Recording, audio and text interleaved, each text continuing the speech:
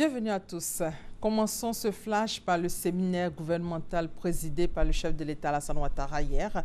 Il a porté sur le programme de travail gouvernemental 2016. Le gouvernement en a profité pour définir ses actions prioritaires. Le chef de l'État Alassane Ouattara s'est félicité de la validation du plan d'action sectoriel du gouvernement. Il a apprécié que les engagements pris devant les populations lors de la campagne électorale 2015 aient été pris en compte dans les matrices sectorielles. Alassane Ouattara a rappelé l'importance de l'année 2016 au regard des défis en vue notamment le référendum constitutionnel et les élections législatives. En bref, le dialogue politique entre le pouvoir et l'opposition reprend ses droits aujourd'hui après un temps d'arrêt. La rencontre verra la participation de l'ensemble des partis d'opposition et portera sur différents sujets. Nul doute que les questions comme le retour des réfugiés, la réconciliation nationale, le financement des partis politiques, la sécurité, l'organisation des futures élections législatives et locales, ainsi que les réformes constitutionnelles annoncées par le gouvernement seront de nouveau au menu des discussions. Les travaux de revue sectorielle 2015 du deuxième C2D, contrat de désendettement et de développement, ont été ouverts hier en présence de l'ambassadeur de France.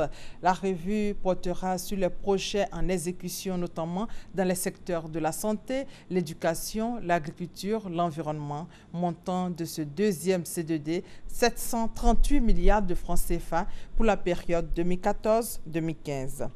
Le contrat de désendettement et de développement, en quoi consiste-t-il? Quels sont les secteurs concernés?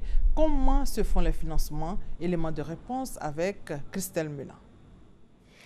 C pour contrat et 2D pour désendettement et développement. C2D. C'est une procédure qui permet d'annuler les créances des pays pauvres très endettés, PPTE. Concrètement, lorsque le pays rembourse une dette contractée dans le cadre de l'aide publique au développement, l'Agence française de développement lui reverse le même montant sous forme de dons. Cet argent doit être affecté dans le budget du pays pour des programmes de lutte contre la pauvreté. Cela s'appelle du refinancement par don, un mécanisme d'annulation de dettes consenti dans le cadre du Club de Paris. 22 pays y sont éligibles et la Côte d'Ivoire fait figure d'exemple. Le montant alloué au premier C2D a été entièrement remboursé par la Côte d'Ivoire, 413 milliards de francs CFA entre le 1er décembre 2012 et le 2 décembre 2014. Tous les projets du premier C2D sont en phase d'exécution ou déjà achevés. Pour exemple, les ponts de Jacquesville, Bélékban et Béoumi.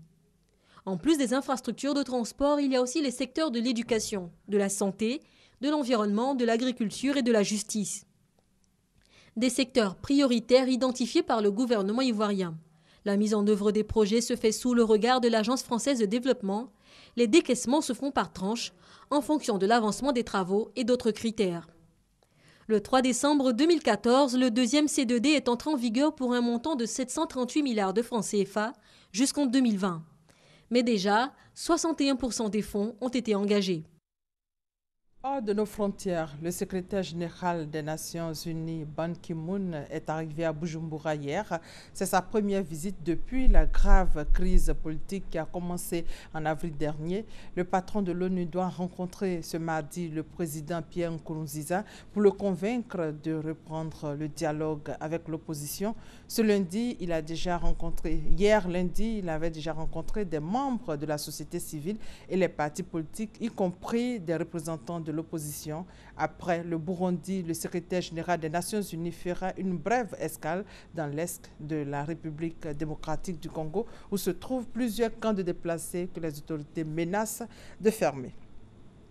Les opérations de vote pour la présidentielle se sont terminées lundi soir au Niger, où le président sortant Mahamadou Issoufou espérait obtenir un second quinquennat dès le premier tour face à une opposition divisée qui dénonçait déjà des fraudes.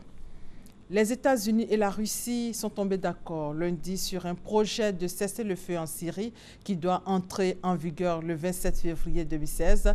Vladimir Poutine a assuré qu'il ferait le nécessaire pour que Damas respecte la trêve.